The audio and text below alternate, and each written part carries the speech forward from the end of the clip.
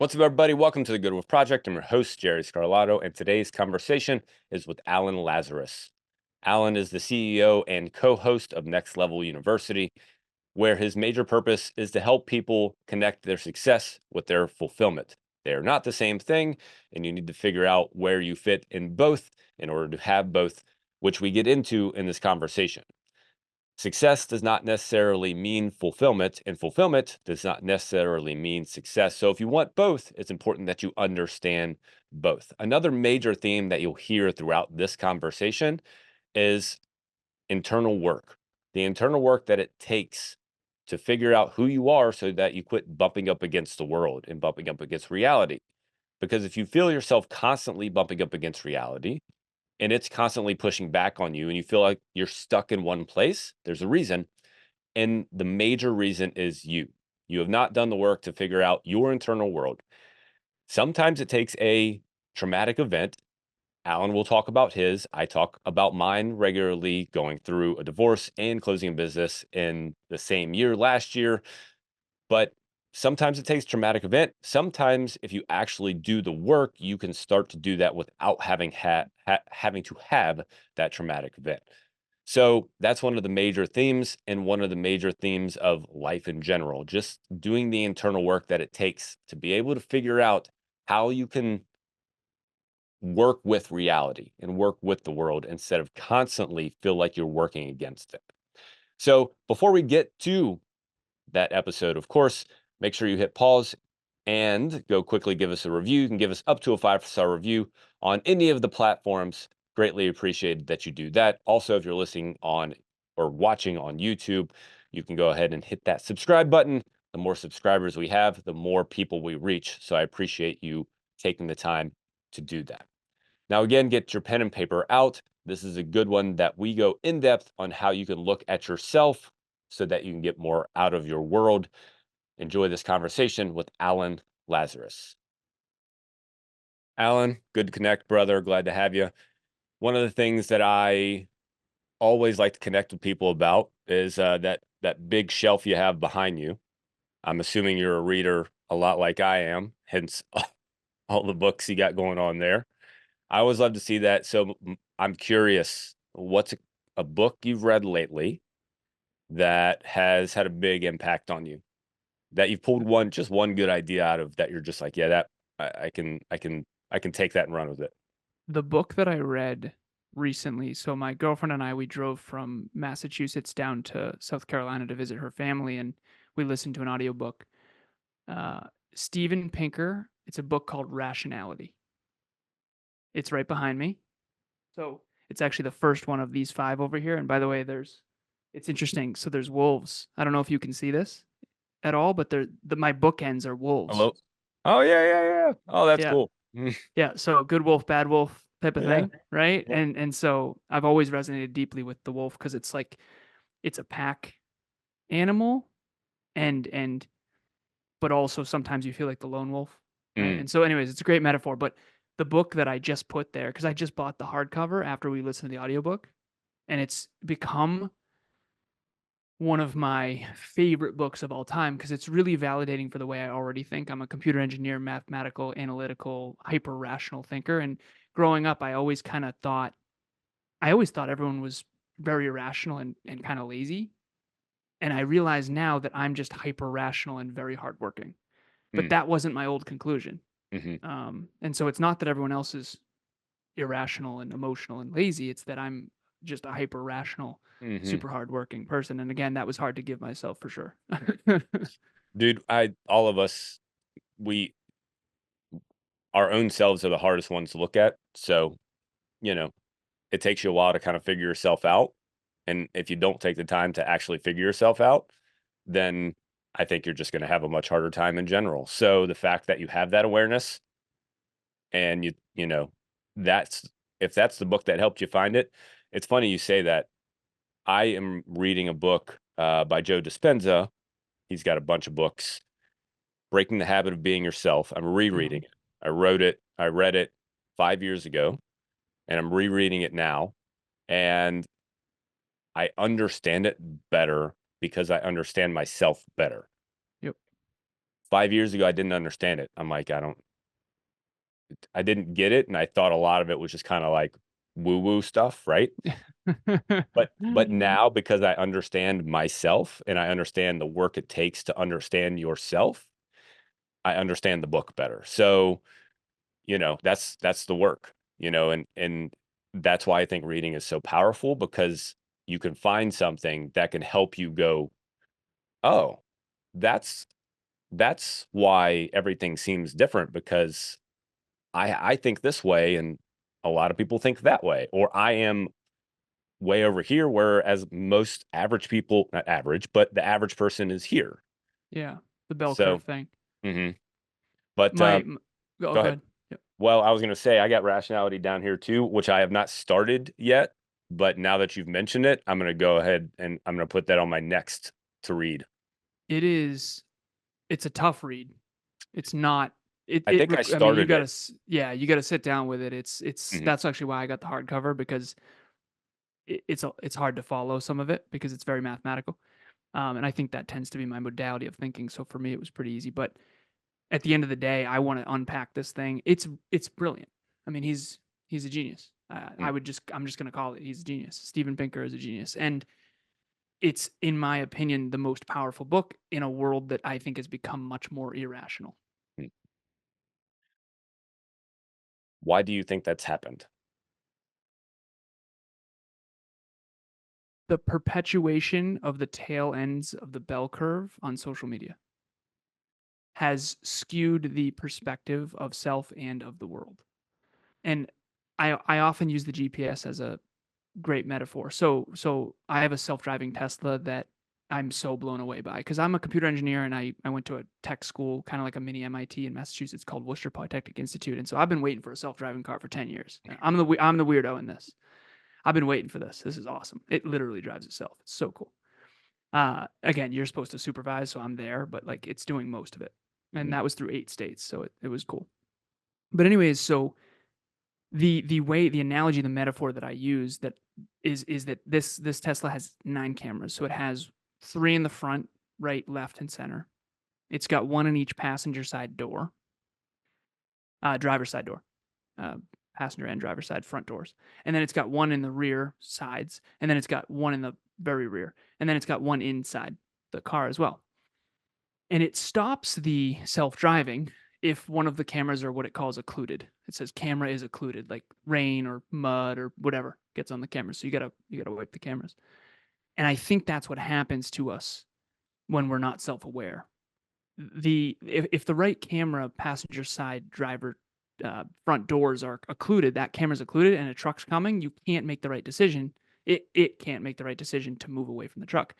And I think that's why a lot of us metaphorically are just driving into lakes and into mountains is we just have the wrong perspective. We don't think accurately. And there's 3 things in my opinion that I do in my coaching with business owners and all this stuff that I'm hyper focused on. How accurately do I view myself? How deeply do I understand myself? How I work and why I work that way. It's number 1, self-awareness. That's the current location in the GPS. Number 2 is how do people work? How do human beings work? How do others work? That's the bell curve of statistical analysis of psychology, like agreeableness, conscientiousness. Where do you fall on the bell curve? Am I actually hyper rational or am I irrational or am I agreeable or disagreeable? Am I conscientious or am I go with the flow? So, where do you fall? If you're wrong about one thing, you're wrong about everything. So, you have to understand where you fit in the human population. So, number 1 is understanding self. Number 2 is understanding other people, physiology, psychology, neuroscience. And then the third one, and this is the one that alarmingly in the self improvement space, a lot of people don't see, which is how the world works. You need to understand how the economy works. You need to understand how business works. You need to understand how finance works. You need to understand, like when I walk into a Panera, I'm not just there to get a sandwich.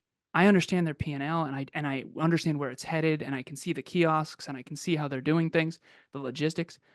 And so I was always the externally driven male who understood the economy, micro, macro really, really well. I didn't start self reflecting a ton until after 26. And I got in a car accident. We can get into it if you want to. But That's when I realized, oh, I've only got half the equation. I understand humans from a psychology, physiology, neuroscience perspective, and I understand the world from an economics, business, politics, government, countries side of the world, but I don't understand myself at all. And so my vision is skewed because if you're wrong about one thing, you're wrong about everything. So if I don't know where I fall on the bell curve and I don't know of the bell curve itself, I kinda don't know when to turn left or turn right, so to speak. And so you're just constantly crashing. And that's why we don't achieve our goals and dreams, in my opinion. We just think inaccurately. You're just wrong. I'm not trying to be mean. You're just inaccurate. And no one's fully accurate. There's percent error, but I'll tell you what, I was way more wrong before. And hopefully I'll be more right. I watched one of your videos earlier on Instagram, and you said if you don't feel like you were an idiot a year ago, you're not growing enough. And honestly, in comparison, a year ago, I was an idiot. But I wasn't an idiot compared to the statistical sample set of humans. So you gotta kinda understand that and the time perspective over time, and for me, I just wanna be as intelligent as I possibly can so that I can make the best choices I can, so that I can be as fulfilled as I can be, because fulfilled people ultimately don't hurt people. I think that's what the world needs is more fulfilled human beings. Not successful too, but fulfilled human beings, and so, yeah. And fulfillment can mean success in different levels, right? But fulfillment doesn't necessarily have to mean success. I think when a lot of people hear fulfillment, what they hear is they need to be successful in order. And successful is also a term that I think is way overused and way under under understood. I don't. There's a better way to say that, Jerry. Understood. Understood. Because people think success and they think money immediately. That's the number one thing that people's minds go to, and then they think fulfillment automatically attaches to that thing as well. As soon as I get success, which equals money, then I will get fulfillment. So, how do you start to understand the difference between fulfillment and success in the first place so that you don't over attach to this thing that most people are going after because they understand what society wants, but they don't understand what they want. Mhm. You know, the 3 types of people the 3 buckets of people, I should say, not types because there's so many different types. But the 3 buckets of people that come to me for coaching, I'm very grateful at this stage because in the beginning it was crickets, but 7 years ago I started coaching, and I did fitness coaching, and I did mindset coaching, I did a little bit of life coaching. I did peak performance coaching, and then I was business consulting, and now I'm just business coaching. But most of the conversations I'm having with these business owners are about success and fulfillment. And so the 3 buckets, I'm coming up on my 10,000 hours. I have a 10,000 hour tracker. And the reason I say that is because of leading by example. I'm not saying that to brag. I'm saying it because I need you to know this is what I do. This is all I do. I mean, this is just thousands and thousands and thousands of hours just connecting in the real world with real people from all different countries, all different walks of life. So I'm not just talking. I need that to be clear because I'm so sick of people talking. And so anyways, I just got off a coaching session right before this, actually. That's why I was late. So that's on me. But the reason why I'm saying that the success and fulfillment thing, there's 3 buckets that generally people fall in. The first bucket is where I was prior to my car accident at 26. I was successful and I was professionally developed and I was improvement oriented and achievement oriented, but I wasn't self improvement oriented. So I was successful as hell in money, successful, but I was deeply unfulfilled. And that's where a lot of young men find themselves, I think. Okay. But I had everything society, beautiful girlfriend, well over 6 figures, almost $200,000 a year, 150 grand in an investment account, bunch of tech companies, paid off 84 grand worth of uh, college debt in a single year, got my master's in business, computer engineering degree from a top school, all that stuff. So professionally developed, improvement oriented, type A achiever for sure, driven, hard work, discipline, all that, but I wasn't self-aware. I wasn't self-improvement oriented. I wasn't holistic. And then after 26, I flipped that script and I went all the way past broke.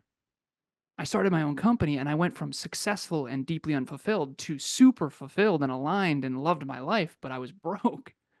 And I was in the fitness industry, and I was a model and a fitness competitor and a fitness coach, and it was just like, "Oh my god, computer engineering was way more lucrative," right? And then after that, I eventually it's the 2-2-7 rule. You start a business, takes 2 years to go into debt, 2 years to climb out, and then 7 years to actually be successful and profitable. And when I first heard that, I was like, "Not me, baby." And here I am, right? Sure So enough. we're yeah, it's Sure enough. exactly what happened, Yeah. right? To the T, like, to a Mm. scary, timeline, actually. But, year 7's better than year 1, I'll tell you what.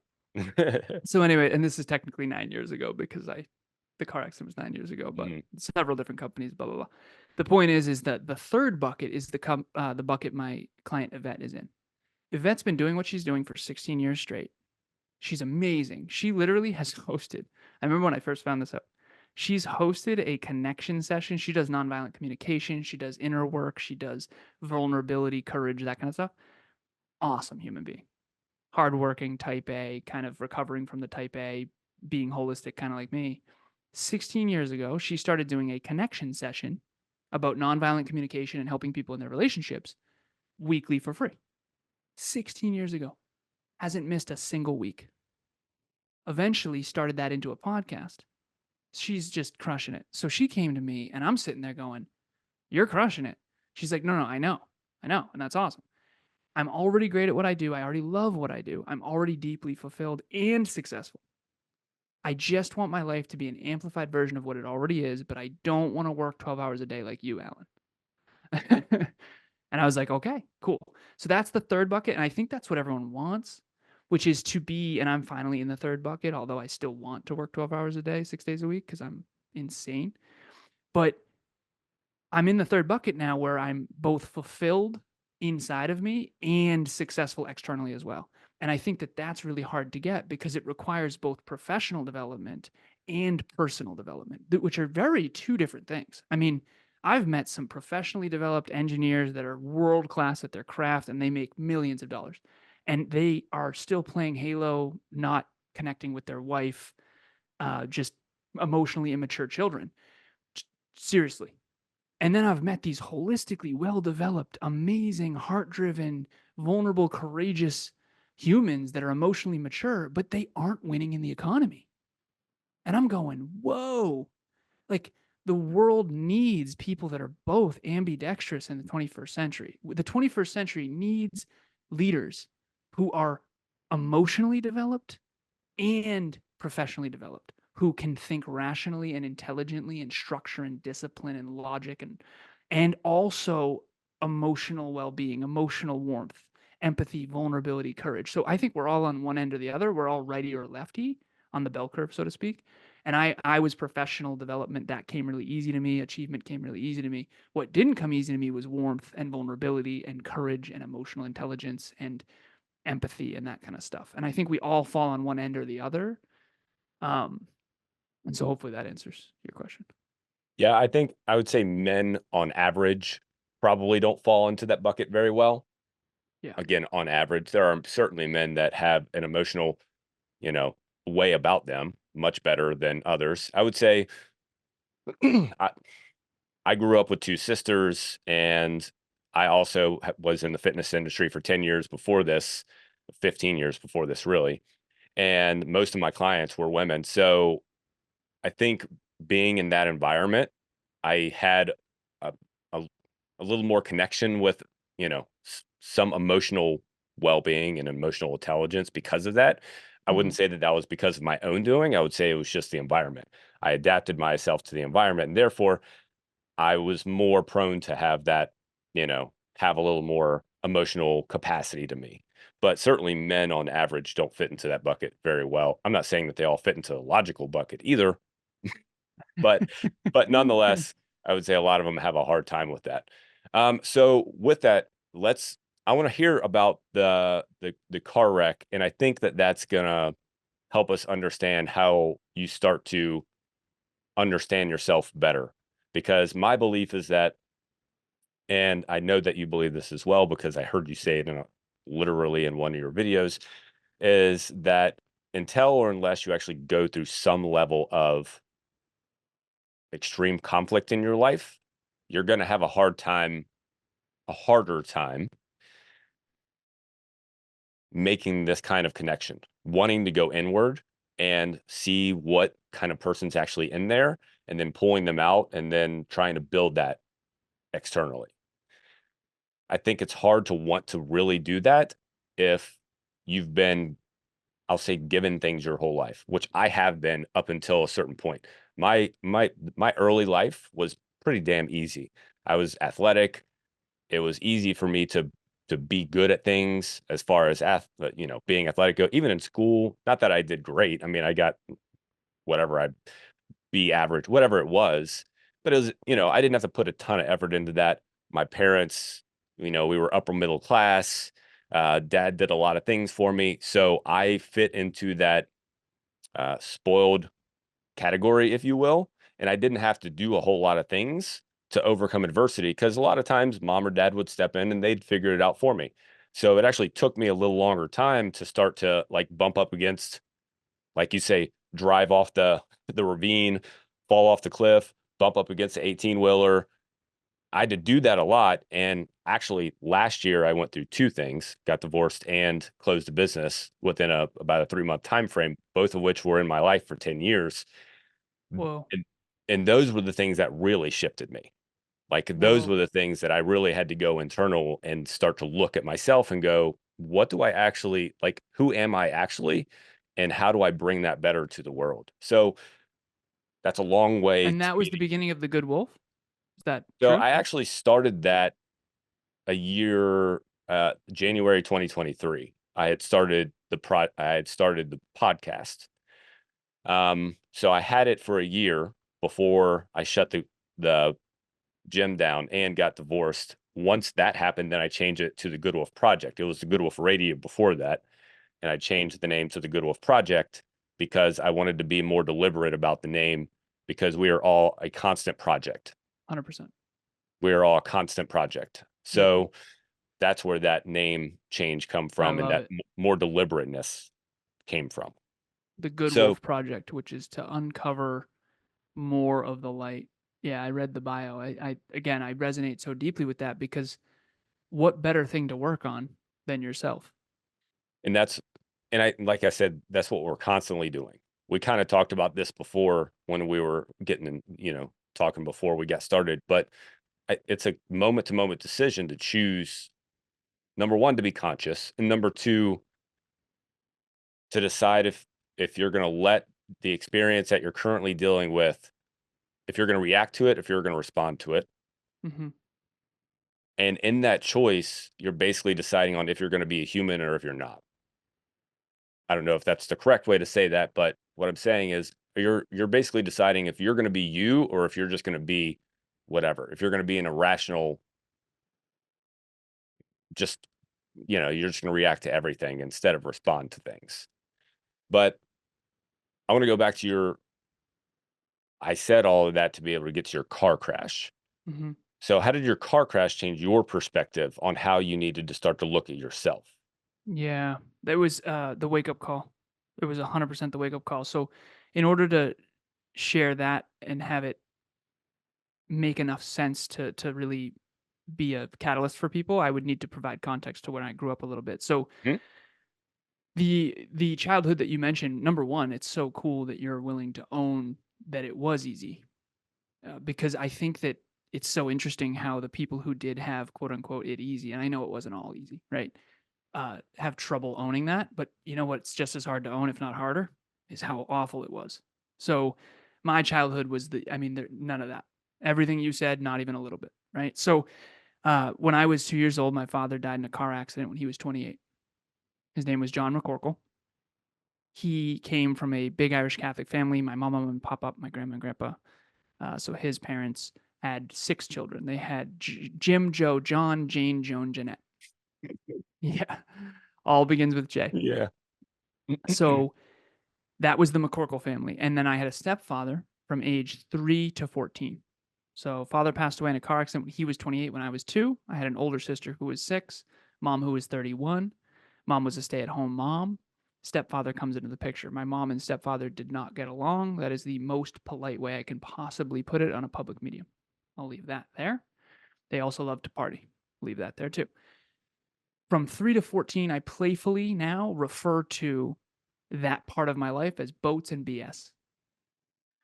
My stepdad had a motorcycle, we had a yacht, uh, he snowmobiles and trucks, and my mom drove a BMW. This was the late 90s, early 2000s. He worked for a company called Agfa that did hospital computers, and for anyone who remembers the 90s, I mean, it was just economic boom times, particularly in the US, dot-com bubble stuff. And so we were upper middle class, but at home, things were not great. And so it was ocean trips and ski trips and deep sea fishing and hunting, fishing, gathering. That was my stepdad, that kind of guy.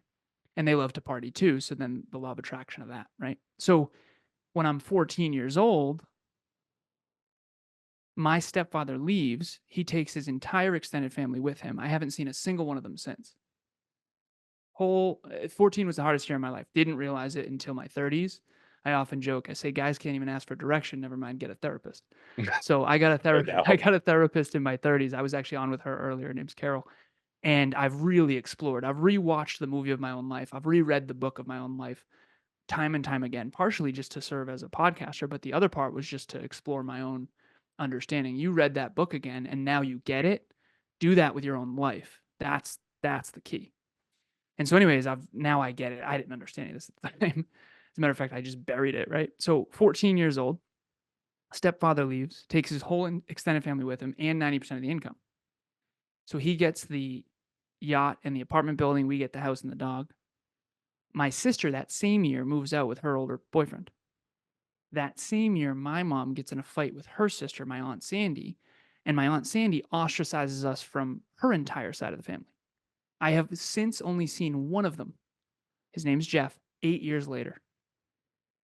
So 14, I am just talk about abandonment issues. Lose your dad, lose your stepdad, and all of your Grandma Joan, Grandpa George, aunts, uncles, all of it. None of them seen none of them since. I talked to my stepdad a little bit on Facebook Messenger in my mid 20s and recently, but nothing in person yet. We'll see. Then my mom and her aunt, my aunt Sandy, her sister, ostracized. Saw one of them since 8 years later. So talk about just taking L's, right? And I didn't understand any of this, but what I do understand now is I had a trauma response that was very different than most people. There's 4 trauma responses: fight, flight, freeze, and fawn. The fawn is the one I didn't know about, by the way. Fawn? And fawn, yeah. I don't know about that one either. Okay, fawn is don't poke the bear. Whatever you need, Got it. whatever you need. Got it. If you have an overly dominant parent, people who grew up with alcoholic parents, there's an ACE score. It's called Adverse Childhood Experiences, and you can take a test, and it's a lot of research. It's good, but if you have a very high ACE score, most likely fawning is probably a part of your demeanor. You Got ever it. meet someone who's amazing, but they're just always docile? It's that. So I was socially docile and I didn't have a lot of social courage, but behind the scenes, I was just ignited. So my trauma response was fawn in public with people, which I didn't realize till my 30s, and I finally worked on it. But the part that I did do a really good job at was fight to work harder, aim higher, get smarter. That was the only way I knew how to deal with my pain. Work harder, aim higher, get smarter, and some alcohol issues too. Now, fast forward, go to one of the best tech colleges in the world, get straight A's all through high school, all the awards behind me. I get the President's Award, which is straight A's all through high school. I just bootstrapped because we didn't have any money. So I went from like Xbox, Dreamcast, yachts and not yachts, but yacht to deep sea fishing to I get free lunch at school now because our income is so low. I'm shopping at Salvation Army. We're broke. I don't even know how I'm going to go to college anymore. And fortunately, I had financial aid and scholarships up the yin yang, and I got computer engineering bachelor's. I got my master's in business, and then I went from broke from beginning of high school all the way to college to like super sought after, super successful really quick.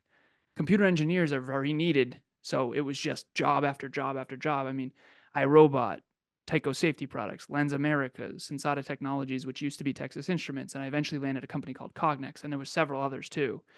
But I just made more. I went from 65 to 85, 85 to 105, 105 to 125, and then I was nearly 200 at the tail end of my corporate career. So I'm in my early 20s. I am making almost 200 grand a year.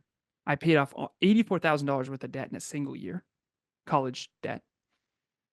I have 150 grand in an investment account at Vanguard with mostly tech companies. And remember, I told you I understood the economy. So it was obvious to me what was going to win. It still kind of is, to be honest. And I know that sounds very arrogant. But again, You Zoom understand? might be in the future, right? So Mhm. there's certain things. Amazon, solid investment, right? Okay, but we're not, this is an investment podcast. So, anyways, I end up getting in a car accident myself. This was my turning point. So up until this point, I'm an achiever. I'm improvement oriented as hell. I'm good at stuff, and I love getting good at stuff. And I'm handling with my pain with aim higher, work harder, get smarter. But I'm also a fawner socially, and I'm a shell of myself around other people. And I'm using alcohol as a shield for my pain. Then I get in my car accident. So I'm 26 years old. I'm working for a company called Cognex. They sell industrial automation equipment all across the world. Essentially, the machine vision is the eyes of the robot. And so picture a manufacturing line with these water bottles just shooting down a line, and it checks the uh, cap and makes sure that everything's quality assurance. So I'm making these big, huge paychecks and commission checks off literally taking jobs, right? So that's hurting my soul a little bit. Again, it's industrial automation is happening with or without me, but if you're not a part of the solution, you're part of the problem.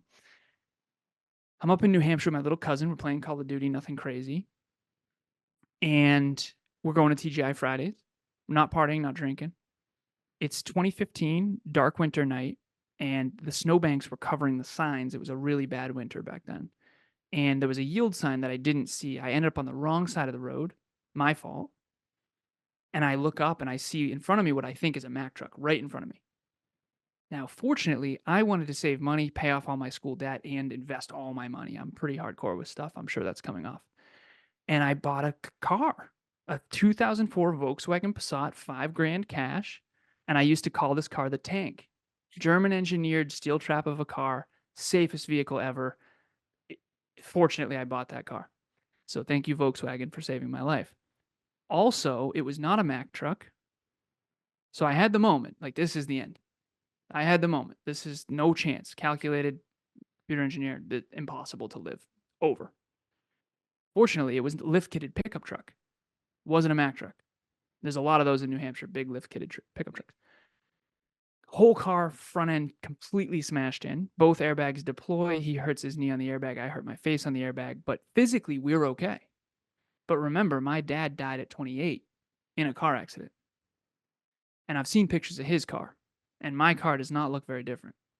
This thing is totaled. The whole front end just completely smashed in. Again, thank you, Volkswagen. But after that, physically I'm okay, but mentally, emotionally, and spiritually, I'm absolutely shattered. I mean, talk about the phoenix burn all the way down, no more ego, humble pie all at once. And so that's when I looked at myself. And that's when I looked at, am I proud of who I've become? Would my dad be proud of who I've become? Did any of it matter? Why am I the way I am? Am I proud of my choices? Why do I drink so much? Do I even care about most of the stuff I spend my time and effort on? I just regret, regret, regret. And so then I found a book called The Top 5 Regrets of the Dying by Bronnie Ware. Go figure. I've actually since interviewed her, which is really cool. But I have these old flashcards that I've kept in my pocket ever since. And this one's The Top 5 Regrets of the Dying. And it's all tattered and broken and ripped apart because I've been carrying it around for years. But The Top 5 Regrets of the Dying, she wrote a book because she worked in hospice for 8 years. And the top 5 regrets of the dying, the number one is I wish I lived a life true to myself and not what others expected of me. And all 5 of them resonated with me, except for the second one, which I got to ask her. The second one was I wish I hadn't worked so hard. I said, Bronnie, what if you love what you do though? So what if I think number 2 is because of number 1? And she's like, that's a great insight, Alan. Because if you did live a life true to yourself, you probably wouldn't regret working so hard. And by the time I interviewed her, it was 4 years later and I was aligned. So I was like, I don't regret my hard work at all, right? But I do regret a lot of the past stuff. And the last thing I'll say, the lesson here, I think, regret. Best teacher in the game. But what do? We don't want to feel it, right? You don't want you ever meet someone who's like, well, I wouldn't have become who I am today if I regretted that, if I didn't do that. Listen, that's like saying I might as well never learn another thing. I'm not saying I was a horrible human being. I'm not saying I didn't make the best choice with the awareness I had at the time, but everyone think of something you did in high school that you would never, ever, ever do again. Okay, high schoolers are idiots, including me. Why wouldn't you do it again? Because now you're smarter, you're more aware of the long-term consequences of that terrible choice. And until you own that you were unintelligent, you will never become intelligent. And that's the duality and the paradox that we all have to live in. And unfortunately, most people say no regrets. Nah, no big deal. Ah, it's okay. Yeah, I drink too much and too often, but that's fine. Ah, I'm kind of a dick. Ah, that's fine. Well, I was bullied and never got a therapist. Ah, that's fine. You can't do that because you're gonna end up with all the regret at once. And the only way to really live a rich, dynamic, positive, better, bigger, brighter future is to actually look in the mirror and say, wow, I need to work on myself. So I quit drinking. I got all in on self improvement, holistic self improvement, health, wealth, life, and love. And I started my whole business around that. And now we're 1,700 episodes in, and we've got 21-person team. We've got 22 departments, including a charity. And my whole world is holistic self improvement now. And so I've probably overcorrected. But at the end of the day, I got to make up for lost time. No, I totally dig that, brother. No, that's pretty amazing. Um, I'm sure that that moment flashed in your head, like you said, your dad dying at 28 years old, you were 26 at the time when you had your car crash. I can only imagine that when you saw those lights, even that moment probably flashed in your head, or that fact flashed in your head that your dad, was 28 years old. Even maybe a picture of his car flashed in your head. So I can only imagine the thoughts that were perpetuating at the time. Like you said, a lot of things went right. Bought the right car, Yeah. happened to be a lifted truck. All of those, some sort of alignment certainly happened there. But you know, there's a line that I like, but can also be overused. That a good how's the line go? George W. said it whenever the terrorists attacked in 9/11. But a an adversity not used is an adversity wasted or something to that effect. But Yeah. essentially, you can use it to continue to spiral downward, or you can figure out how it's going to help you move forward. You can figure out how it's going to help you transition to a better place. You can figure out how it's going to help you fill the gap that's missing. One of the things we were talking about books in the beginning of this, and I mentioned Joe Dispenza's book.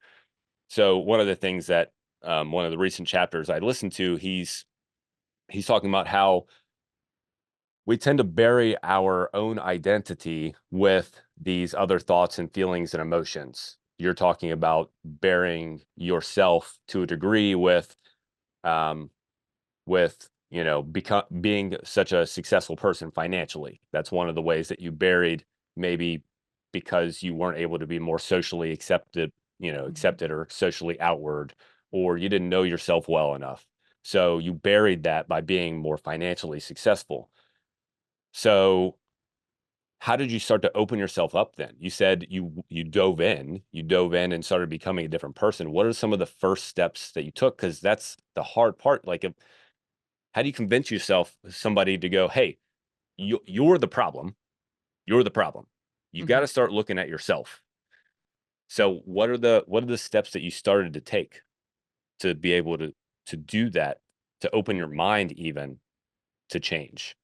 Well, I think the car accident opened it probably. Well, I'm sure that Yeah. that was what are the steps that you did Took after after that. this? Yes, exactly. Yeah. After that, I just was the most curious ever because prior to that, I unintentionally, to your point, didn't. We hold these traumas, and again, if you ever take an A score, you'll know where you're at on the spectrum. I had the courage finally after months and months and months of therapy. I got to a point with my clinician, Carol. I eventually had the courage to ask, and I already knew the answer deep down, but I needed to know. I needed the validation. Because there's always that doubt. Maybe I'm wrong, right? Maybe that's not true. And so I finally had the courage to ask her a question that I was so scared to ask, which was, you've been a clinician for decades, right? I mean, years and years and years. You've seen hundreds, if not thousands, of patients and therapists. I'm a coach, and I know what I hear. So therapists cap off to you on understanding the human condition, right? And helping people. And I said, where do I fall on the bell curve? If 10 is the most adversity you've ever seen, little t trauma, big T trauma, micro, macro, loss, whatever. Uh, and 0 is happy go lucky Candyland that doesn't really exist. Where do I fall? And she didn't want to tell me. Um, and I understand why, because she doesn't want to hurt me, right? But she did. She told me the truth, and kudos to her for that. And she said, Alan, it's the most I've ever seen. And I lost it, man. I lost it completely because I fucking knew. You think I don't know that? Right? I already knew on the soul level, but I needed to know up here and in here. And ever since I owned that, man, I feel like I've just was unlocked. And that was actually in my 30s. That wasn't right after the car accident. So after the car accident, I got into personal growth and personal development, but it was much more cognitive than it was Mhm. in my Internal. body, Mhm. internal. And so there's layers to this onion, and there's the inner work and the outer work, and they're connected. And you need to work on both, and then they feed each other.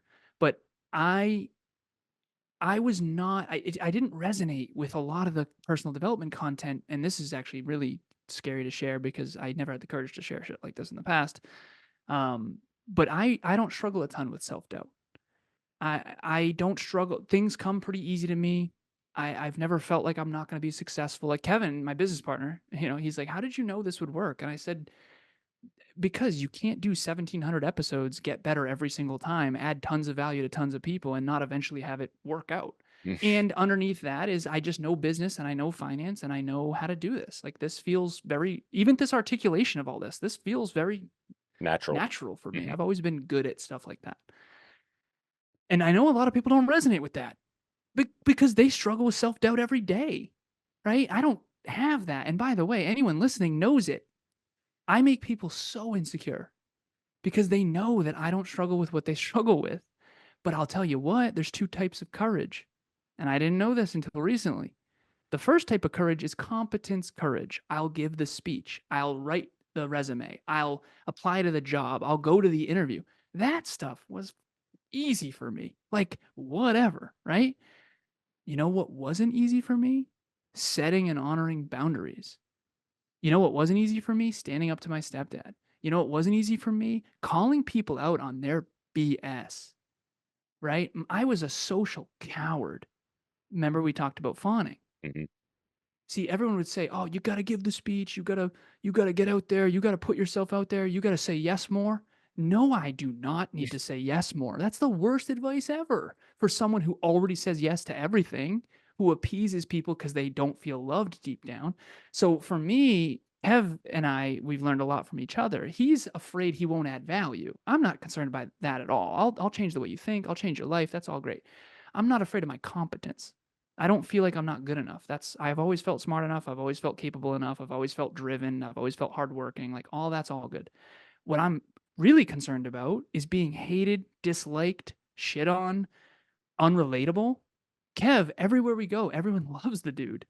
And everyone finds a reason to hate me. And it's like, okay, apparently there's a part of me deep down that's jealous of that. But ironically, he's jealous of the fact that I'm good at everything and everything comes easy and I feel like I don't struggle with self doubt at all. So there's a pro to every con, there's a weakness to every strength, and there's a strength to every weakness. And I think if you start to understand both sides of the equation, you can actually be holistic. And so a lot of the personal development content early in those early days actually wasn't for me, and I kinda knew that in a way. So Because it it's all worked. self-doubt, overcoming getting self-confidence, getting self-esteem. Yep. Where's the course on humility? Where's the course on courage and vulnerability? Where's the course on, like, listen, if you have high self-belief and you don't struggle with self-doubt, the last thing you need is more confidence. You know what you need? You need humility. You need to work on being vulnerable. You need to learn how to be empathetic and vulnerable. Like, to me, it's very hard for me to empathize. I can I really empathize with self-doubt when I barely ever have it? But can you empathize with being hated every time you step in a room, what feels like for no reason? Just because you think differently than people and they're insecure around you? And so there's two camps, I think. I think there's people who are very socially accepted and socially loved and socially relatable and likable, and they struggle with competence and goals. And then there's the other side, smaller percentage of people who are really good at goals and achievement and success, and all that comes pretty easy and natural, and that's me. But socially at a barbecue, I never feel comfortable at all. I can when I drink, because then I dial me down. I stop thinking about the future. I just hang out and be nothing. And so I used to do that to compensate. I used to have to dial this brain off because this is my tempo. This is where I live. This is who I am. If anything, I dial it up when we get off the mic, not down. And so now that's a little bit too intense for most people who are maybe struggling with self-doubt and insecure. And so if I triggered anybody out there watching or listening, I apologize, but we can learn from each other. I've learned more from Kev than I have from most people because he sits on a different end of the bell curve. And the fact that we can collaborate and coordinate with similar core values, similar upbringings, and similar core aspirations, but definitely complementary skill sets and demeanors, that's actually been the most beneficial long term. And I think it's yin and yang, not only within ourselves, but within our relationships. And unfortunately, everyone thinks their way's the way, which is why everyone thinks they're right and everyone's actually wrong because life is a spectrum and we're all unique on that spectrum, but there are universal principles that apply to all of us. Like self-discipline and virtue is a principle that applies to everyone, but the way in which you apply it, the amount in which you apply it, very last thing I'll say about this. Aristotle, people say do the right thing. Aristotle talked about this way back, and I think it's the most profound thing ever. It's not just do the right thing. Who can do the right thing at the right time, in the right amount, for the right reason, with the right people? That's a hell of a chess game. And the truth is it's a duality. No one does the right thing all the time in the right amount with the right people. But you can always get better. And that's the duality. You can get better than you used to be, but not as good as you're gonna be through adversity. And so you have to fail forward and learn and eat humble pie and then fail forward and learn and eat humble pie and then fail forward and learn and eat humble pie. And that's why a lot of the stuff on social media of, oh, 3 easy tips to XYZ, it's just absolute garbage. It's so untrue. It's not real. Trust me, I've coached them, some of them, and then I stopped coaching them because they're ding dongs. But some of them took them 20 years to get there, and now they're trying to give you the 3 easy steps. It's No like, doubt. yeah, No doubt. three That's easy good. steps for six-pack abs. Yeah, Yeah, okay. yeah, Yeah. exactly. Well, us both of us previously being in the fitness industry, we both understand having to fight against that constantly.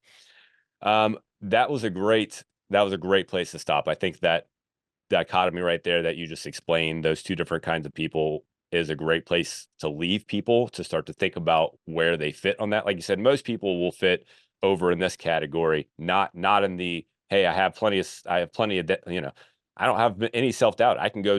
Most people don't fit over there. But the question is, why does that person make you feel a certain way? Don't run away from why someone makes you feel a certain way. Ask yourself what's inside of you so that you can understand yourself better, so that you can get better. Don't run away from that person. One more thing, real quick, if you don't mind. Yep. It's so interesting because the person who is afraid that Kevin said this, it's the most profound quote he's ever said, in my opinion. He said, "You're either afraid that all of you is not enough, or you're afraid that all of you is too much." Mm, I am afraid that all of me is too much. And if you have the deep fear, and all of us have one or the other, some of us have both, percentage, right? If you are afraid that all of you is not enough, I will trigger you.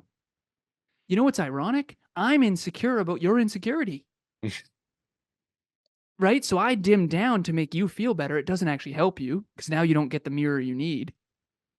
And no one wants to have me be less to try to placate them. That's not how we grow as a individuals and as a species. So at the end of the day, I've appreciated this so much. Thank you so much for having me. This is awesome. And I've been working real hard to have the courage to actually just be myself. This is not me dialing up. A lot of it seems like ego to most people. This is actually my real tempo. If anything, this is actually less than my true tempo. Because it's taking a lot of courage and vulnerability to actually share some of these things that I hid. I mean, I hid that stuff for some reason early on in my life. I figured out that being better than other people at stuff is not safe. It's mm. not socially safe. And especially when you're a kid and kids don't know how to handle their insecurities, and a lot of adults don't either. But anyways, thank you so much. I really appreciate it, man. I don't take it lightly, and this was awesome. I appreciate you as well, and I appreciate you allowing yourself to be vulnerable. I know that's something that I've worked on a lot too, not in the same ways, actually in complete opposite ways. It sounds like I'm more like your partner than I am like you. So, but I appreciate you, like I said, don't cover I'm not I'll tell you, I'll just reiterate probably what Kevin's told you 1,000 times. Ain't no reason to cover yourself up for the sake of other people. Appreciate it. So, And yeah, Kev is helping me with that for sure. where can people find you? Yeah, so the 3 main ways, so nextleveluniverse.com, spelled just like it sounds, nextleveluniverse.com, all of our stuff. We got a book club every week, we got monthly meetups every month, we got a journal called the Dreamliner, we got all kinds of stuff. We have a podcast called Next Level University, create a bigger, better, brighter future through holistic self-improvement in your pocket every day, completely free from anywhere on the planet. 1% improvement per day. I know you're big on that as well. I saw that in your Instagram bio. I was like, nice, this is gonna be awesome. I think I saw the compound effect in your bio, Yep. something like Yep. that, and I have Hmm. the compound effect right behind me. Favorite book of all time. I wish I could Solid. just slide that book to my younger self. But anyways, right next to rationality. No doubt. But anyways, so and then the last thing is ALAN Allen at nextleveluniverse.com. If you do email me, please just provide context because obviously, like all of us, I get a ton of spam. Perfect. Alan, appreciate you so much, brother. You as well, Jerry. Thank you. Keep doing what you're doing. The world needs this. This is great.